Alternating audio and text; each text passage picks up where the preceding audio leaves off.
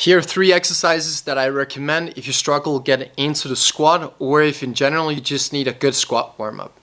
These 3 exercises will help flex the 3 joints that are necessary to get into a good bottom position, so the hip, the knee and the ankle, and they're going to come in the following slides.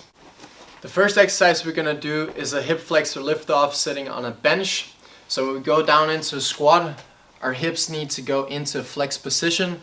So we're going to load that position by seated on the bench, feet exactly in the same pattern they would be for the squat. You're going to put your hands here and then you're going to lift up without rounding at the lower back, keeping the back straight, pulling up, holding for 5 seconds, coming down, and you repeat that for 5 times.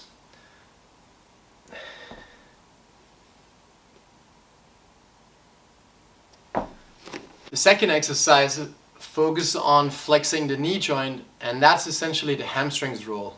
So we're going to do an exercise where the hamstring is pulling the knee into knee flexion. It looks like this.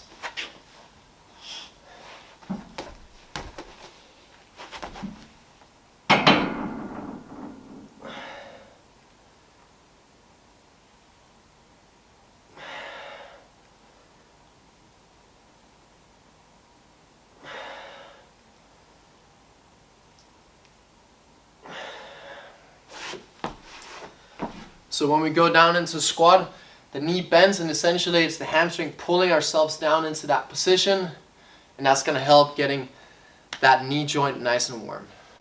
Third and final exercise for the final joint, which is the ankle, which also needs to perform a flexion in order for the knee to go over the toe. The exercise is a tibialis raise. So you'll put a kettlebell, unless you have like a proper tibialis bar. It can also be done with a band. You'll get the leg out like this. You're gonna lower it nice and slowly. You're gonna pull it up as high as you can, as hard as you can. Hold that position for a few seconds. Lower it again nice and slowly. Pull it back up, and we'll do 5 to 10 reps on each leg here. So that's gonna be the final exercise. So essentially this is kind of a principle of thinking of the exercise in reverse when you do the warm-up.